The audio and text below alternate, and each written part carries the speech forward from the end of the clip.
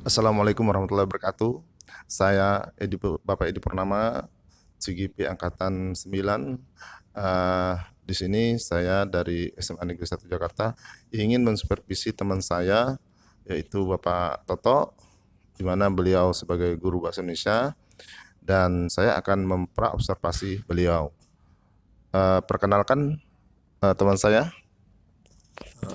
Perkenalkan, nama saya Toto Prastio, guru bahasa Indonesia kelas 10.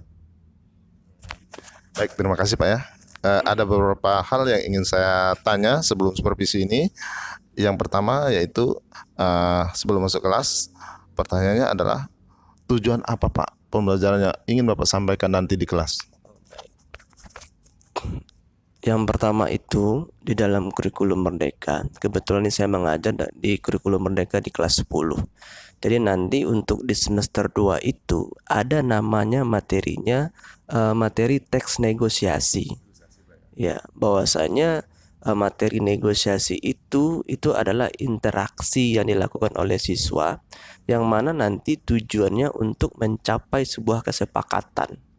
Iya, dan itu tidak ada saling merugikan, saling menguntungkan, bisa dikatakan dengan win-win solution dari mata pelajaran negosiasi itu. Jadi tujuannya itu untuk pembelajarannya negosiasi. Ya, iya. Apalagi Pak pertanyaannya? Baik Pak. Tujuannya tadi udah jelas Bapak ya. Kemudian area apa Pak yang ingin Bapak kembangkan nanti pada saat di kelas? Kira-kira seperti apa ya? Bisa diceritakan? Baik. Untuk area yang dapat dikembangkan di kelas itu dalam materi teks negosiasi, nanti kita akan bentuk kelompok. Per kelompok bisa jadi kelompok ada bisa dua orang dan satu kelompok, paling sedikit bisa jadi sampai 5 orang. Nanti akan kita berikan sebuah contoh sebelum kita membentuk kelompok. Namun kita akan tayangkan dulu bentuk video negosiasi. Bagaimana nanti negosiasi tersebut terjadi, nanti anak-anak akan memahami negosiasi tersebut. Setelah itu, anak-anak nanti akan mencoba atau melatih dalam bernegosiasi. Setelah melatih di kelas, nanti kita akan coba juga melatih di pasar-pasar tradisional. Langsung turun ke lapangan. Biasanya kalau untuk materi teks negosiasi ini langsung turun ke lapangan seperti pasar-pasar tradisional sebelum yang sudah-sudahnya. Jadi nanti anak itu bisa berkomunikasi di pasar dan bisa menjadi topik konteksnya pasar, bisa mengambil videonya, meminta waktu kepada pelanggan di pasar sebentar.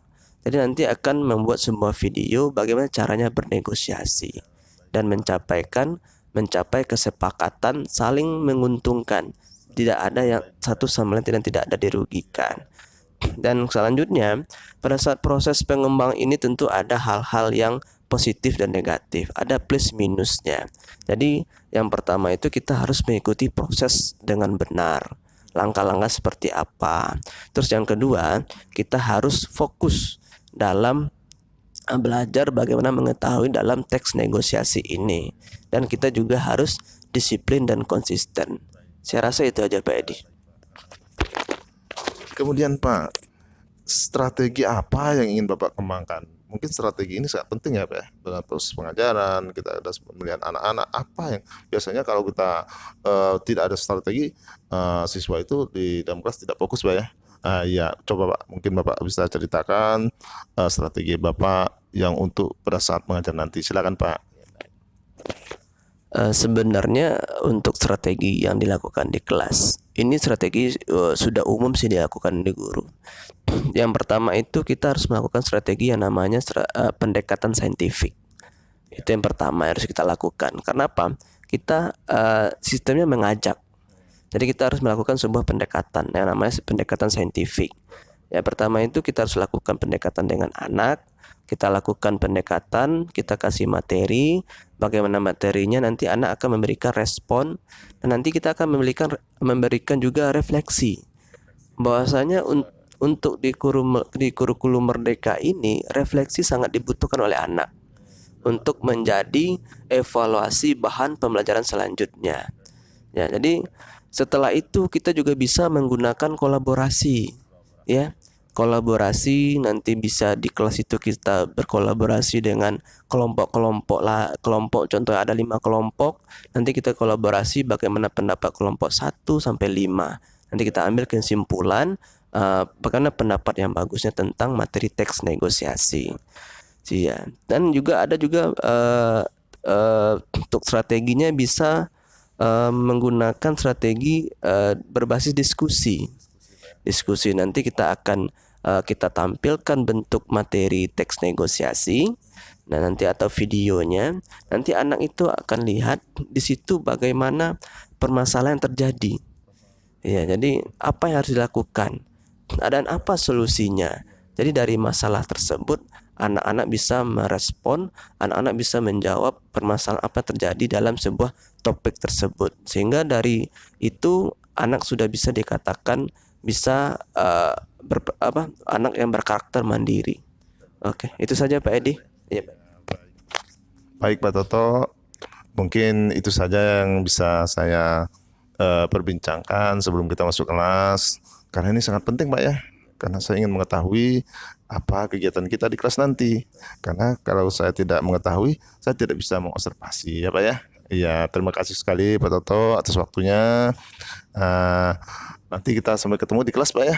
Iya, di kelas berapa Pak? Mengajar nanti Pak? 10.7 Pak ya. Iya. Dari kelas 10.3 sampai kelas. Ya, nanti bisa juga kita ketemu di kelas. Saya mengajar dari kelas 10.3 sampai kelas 10.8. Nanti kita pilih aja kelasnya mana waktu yang bisa kita lakukan. Berarti kelas 10.7 Pak ya, karena waktunya sesuai dengan ini. Baik, terima kasih atas waktunya. Terima kasih. Ini adalah hal yang ingin dicapai pada pra observasi.